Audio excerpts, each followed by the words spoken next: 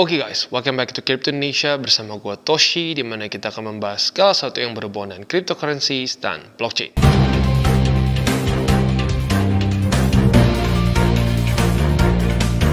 Dan sekarang kita kembali lagi ke meme coins. Dalam 24 jam terakhir ya overallnya ngedam 7,53% dan rata-rata merah merona dalam 24 jam terakhir. Bahkan beberapa ada yang minusnya sampai double digit. Ya, welcome to memes. Ya, memes memang seperti ini. Jangan cuma pengen profitnya aja karena waktu koreksinya juga lebih gila. In general seperti itu, ya. Nah, sebelum kita masuk, seperti biasa gue akan disclaimer dulu bahwa semua konten dari TCI bukanlah financial advice. Ini semua bentuknya adalah edukasi, ya. Dan reminder lagi bahwa meme coins ini bukanlah shortcut buat lo cepet kaya atau buat lo yang ketinggalan, ya. Apalagi pre-sale. Ini resikonya lebih tinggi lagi, ya. Jadi ini sekali lagi bukanlah jalan pintas buat lo yang mungkin ngerasa bahwa aduh bang, gua nggak dari 2022 bang, gua nggak dapet waktu BTC bottom bang, jadi gua belinya memes aja, soalnya kalau beli BTC katanya nggak akan bisa kaya. Penyakit itu benar-benar, ya.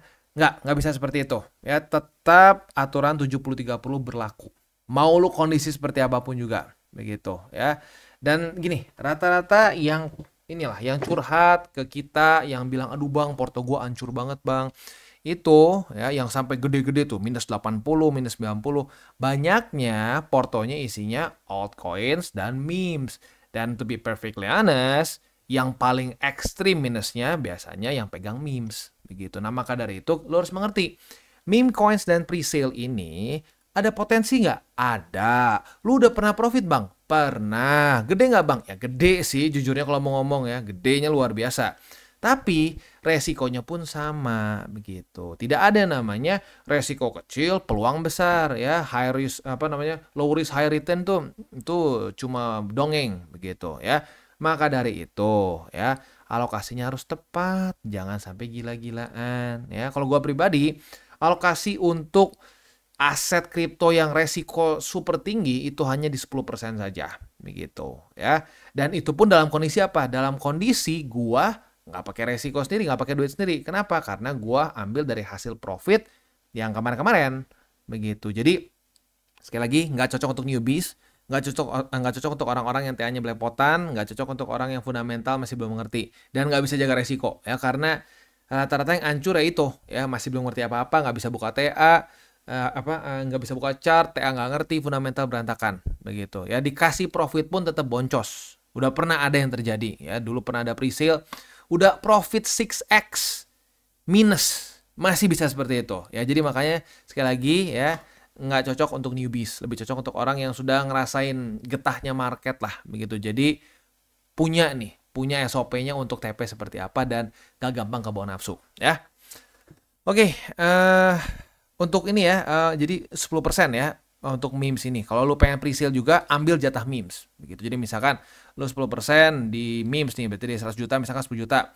Nah, 10 juta misalkan lu pengen masuk pre-sale juga. Nah, lu bagi-bagi sama dari yang 10 juta itu, yang dari memes aja.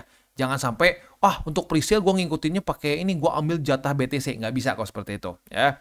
Itu akan berantakan. Sip, langsung aja kita mulai dari PP. Untuk PP kita bisa di sini ya, ada struktur resisten baru di angka 0,001446. Nah, buat lo yang buka posisi long pada tanggal 12 Mei, ya sebenarnya ada beberapa target TP sih ya. Ya, yang mungkin yang lebih atasnya lagi ya sedikit ngawang-ngawang ya, tapi buat lo yang mungkin lebih konservatif lah ya, TP mungkin bisa dilakukan di Bollinger Band atas ya, di upper band. Nah, buat lo yang lakukan seperti itu, ya berarti profit sebesar berapa nih? Gue penasaran, kayak lumayan. Lumayan ya, 5%-an ya. Nah, setelah terbentuk resisten baru ini, sekarang PP mulai lanjut koreksi ke dalam ya. Tinggal kita lihat apakah dia akan nahan di EMA 200 atau enggak. Kalau nahan, ya berarti lumayan menarik nih. Ya lumayan menarik lah ya, karena lagi-lagi EMA 200 itu sering kali, apalagi di daily ya, itu bisa menunjukkan shift in momentum ya. Tapi lagi-lagi nih memes ya, kita harus sadar bahwa memes dan alts in general akan mengikuti BTC. Bahkan walaupun mereka dalam kondisi yang cenderung bagus nih, baru nge-reclaim resisten tertentu. Tapi kalau BTC yang terjun payung, ya yang lain juga ikutan, begitu. Ya, jadi keep that in mind, begitu. Ya. Oke, untuk posisi spotnya ada EMA 200, lalu juga ada di angka 0,0001144 dan EMA 20. Ya. Next, Fartcoin. Untuk Fartcoin ini dia sebenarnya kemarin tuh sempat membuat struktur ya, tapi lucunya jebol ya. Jadi gini sih, sempat ke reject nih kayak di sini. Ini kan struktur resisten terbentuk di tanggal 10 dan 11 Mei kemarin ya. Nah, udah gitu sempat di retest nih di tanggal 12 Mei, tapi tanggal 13-nya dia di reclaim. Di reclaim besoknya jebol lagi begitu ya. Nah, jadi ya kalau misalkan kita mau ngomongin setup ya belum ada sebenarnya ya. Ya udah langsung ke spot aja ya. Untuk spotnya di angka 1,2475, MA20 dan 1,1366 ya. Next untuk Dogecoin. Nah, untuk Dogecoin dia juga terbentuk satu struktur resisten di angka 0,25083. Ya sekarang lagi dalam mode koreksi. Theta Futures ya sebenarnya belum ada retest lagi ke 0,25083 ya. So ya belum ada Theta Futures. Langsung aja ke spot. Untuk spotnya ada di MA20 dan struktur 0,19495 dan di 0,18260 ya. Oke, itu kurang lebih untuk setupnya di PP, Fart, dan Doge ya. Sekali lagi, jangan overdo it ya, don't overdo it. Gua ngerti udah mulai ada juga sedikit inilah, ada yang ya beberapa kali ada orang yang komen, udah nih, bukan waktunya altcoin season, katanya waktunya meme coin season ya. Boleh punya meme coins, nggak masalah. Gue pribadi pun profit dari meme coins. Tapi jangan sampai jatuh ke, ya itulah, jangan sampai jatuh ke komunitas-komunitas yang anehnya itulah. Ya karena, ya apalagi kalau nanti semakin kuat, andaikan nih ya, Bang Jerome hari ini kan, Bang Jerome nanti mau speech nih. Kalau speechnya udah mulai berubah nada, ya lalu misalkan balance sheet benar-benar mulai netral, QT-nya berhenti, di situ liquidity akan mulai masuk.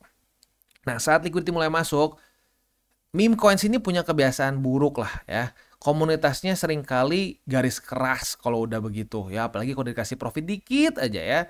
Wah langsung kita komunitas kuat. Kita tidak akan jatuh. Harganya akan terus meningkat selama tidak ada yang jual. Faktanya kalau udah masuk bear market semua jualan. Begitu ya.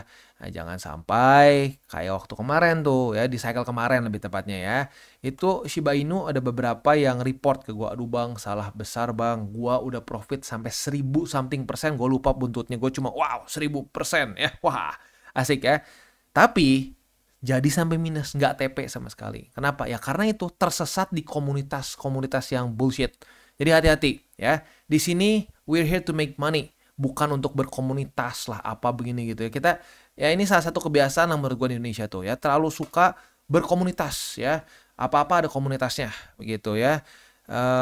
Apa namanya, biasa kan kalau di luar gitu misalkan komunitas mobil, komunitasnya apa sih ya, misalkan ya yang memang mobil-mobil yang cocok untuk enthusiast lah begitu, misalkan apalah Ferrari begitu ya, atau misalkan mobil antik gitu ya, apa gitu. Kalau di sini kayaknya apapun kalau bisa dijadikan alasan buat berkomunitas dipakai. Nah ini juga sama nih, meme sepertinya di Indo juga caranya seperti itu. Nah hati-hati, di dalam komunitas itu seringkali banyak orang yang ngebullshit. Nah orang yang ngebullshit itu kadang-kadang membuat orang jadi ekstremis. Saat sudah ekstremis, nggak ada yang pernah baik lah kalau udah ekstremis gitu ya. Jadi ya gue reminder itu aja, hati-hati ya kalau sampai nanti ada masa-masa seperti di 2021 ya, kayak zaman dulu tuh. Buat lo yang bareng-bareng TCI mungkin tahu tuh, ada Buff Doge, terus ada apa something Inu lah, gue lupa ya, ada berapa banyak soalnya tuh ya. Ya komunitasnya tuh toxic lah begitu kasarnya. Dimana dikasih lihat data Buff Doge terutama, itu gue masih ingat banget. Itu gue kasih lihat data bahwa tim dev ini narik liquidity. Awalnya mau diem-diem tapi bocor begitu, gagal rak poolnya. Tapi masih ada aja yang percaya. Nah, ya itu bahayanya orang-orang yang sudah ekstremis, di dalamnya akan banyak orang-orang yang akan membabi buta imannya, dalam tanda kutip imannya ya. Nah, jadi ingat, kalau sampai kita sudah masuk ke masa-masa itu ya, keep a cool head. Jangan sampai mau kita dimanipulasi gitu, karena ada kemungkinan kalau sampai liquidity sudah cukup akan terulang lagi seperti itu ya. Oke, next presale. Untuk presale ini SpacePay ya. SpacePay kita kayaknya dulu udah pernah bahas ya. Jadi SpacePay ini ya, dia itu base-nya di London begitu, di mana dia ini adalah suatu fintech startup ya. Ya tujuannya adalah untuk bisa inilah next gen kayak apa namanya, buat kita payments lah, kayak payment gateway ya. Nah roadmapnya sendiri ini masih belum ada update-nya ya. lebih ke mereka langsung ke how to buy aja kali ya. Nah, untuk how to buy-nya kayak biasa aja sih ya. Kayak lu apa namanya? Kayak lu pre-sale in general, lu tinggal konekin wallet lu pilih pakai apa. Kita ambil contoh misalkan MetaMask ya. Sebentar ya, coba kita ini dulu. Oke, tinggal konekin, and then tinggal pilih mau beli pakai apa, begitu ya. Di sini bisa pakai USDC, USDT, pakai ETH juga bisa, tapi menurut gua kalau sampai lu tertarik buat beli jangan pakai ETH, ya. Mendingan pakai stablecoin supaya lu ingat berapa, begitu ya. Nah, untuk si projectnya sendiri ya, kalau menurut gua memang di sini kan ada nih. Sebenarnya kalau kita ngomong secara teknisnya ada apa namanya utility-nya ya, tapi ya baik lagi kalau gua lihat ini tipikal presale yang udah pokoknya boom ya dia masuk ke presale listing and then ya udah gitu kalau menurut gua sih. Nggak ada utility-nya tuh nggak dijelaskan dengan detail mau seperti apa. Bahkan di sini si roadmap-nya juga yang masih ini apa namanya ya bisa dibilang kalau lo perhatiin di sini ya cukup generik gitu ya, cukup generik dan ya kalau ya lagi-lagi presale kita udah cukup sering bahas, udah sampai kebayang lah vibe-nya ini tipikal presale yang hanya untuk short term atau enggak. Dan kalau menurut gue ini tipikal ya untuk yang short term begitu ya. Nah, jadi ya kalau gue pribadi sih ya lebih baik saat sudah misalkan listing nih ya TP begitu minimal modalnya begitu. Dan kalau kita di sini ini kan present 20%. Lalu untuk nah ini untuk partnership, lalu juga ekosistem 18%. Marketing 18%. Nah, ini lumayan banyak ya dipegang oleh tim dev-nya berarti ya. Ini user rewards and loyalty. Ini nggak tahu dipegang siapa. Harusnya sih di lock, tapi baik lagi nggak ada penjelasannya di sini. Lalu reserve fund 12%. Wah, gede juga ya. Dan juga development 10%. Tim 5%. Ya, kebanyakan orang ngomong, oh lihat nih tim cuma 5%. Padahal faktanya di sini juga ada beberapa lagi yang cukup besar gitu, marketing dan lain-lain. Nah, marketing kan juga sebenarnya tim dev begitu ya. Ya, jadi ya ini tipikal mungkin tokenomics yang lebih ke ya presale yang pendek begitu, yang pendek listing beres gitu ya. Ya, sekali lagi kalau gua sih gini ya, presale in general hanya ini in general tuh lebih kita ngelihatnya ke numbers game aja. Begitu. Jadi dari 10 presale ya, 6 berhasil, 4 ya berantakan begitu ya. Nah, jadi makanya kalau gua pribadi sih tidak menyarankan, wah, gua berharap nih dari presale ini gua langsung kaya mendadak. Nggak bisa seperti itulah ya. Kita lebih ke memanfaatkan saja jumlahnya gitu karena makin banyak presale di cycle ini ya. Jadi ikut misalkan dari 10 ya menang 7 dari 3 gitu. Tiganya ya nggak jelas gitu. Kadang-kadang listing jelek atau misalkan gagal listing. Itu bisa saja terjadi. Dan itu resiko yang sangat nyata di presale. Udah pernah kejadian juga gue berapa kali. Wah ya ini gagal nih ya. Bahkan sampai ada yang gagal listing pun ada. Begitu ya. Maka dari itu ya sekali lagi ini tergantung nih.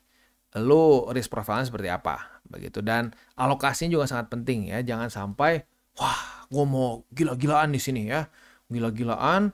Wah berharap dari sekali ikutan ini langsung kaya ya itu mimpi di siang bolong ya jadi jangan seperti itu ya. Ya udah gitu aja sih ya. Selanjutnya ya lagi-lagi kalau untuk si roadmap dan tokenomicsnya sih ya begitu aja lah ya nggak terlalu ya kayak presale in general aja di mana dia sampai dia listing and then beres begitu ya. Oke. Udah sih beres gitu aja ya. Itu untuk si presale dari SpacePay ini. Nah, sebelum kita tutup si pembahasan memes ini, ya sekali lagi untuk memes ya apalagi TP-nya itu kita nggak boleh nego-nego sama sekali begitu ya. Bahkan kalau gua misalkan kalau BTC ya atau alts saat gua TP minimal dia harus naik lagi 50%, keluar SOP lagi di atas dari Bollinger Band baru gua TP lagi kan. Sesuai dengan yang gua pernah bahas dulu. Nah, tapi kalau memes gua sering kali walaupun belum 50 gua TP lagi begitu. Kenapa? Karena yang memang memes ini resikonya lebih besar begitu. Maka dari itu ya cara untuk mitigasinya ya kita harus sangat patuh dengan SOP untuk TP begitu ya. Buat yang actually misalkan sudah melakukan TP di Shiba nih di cycle kemarin ya.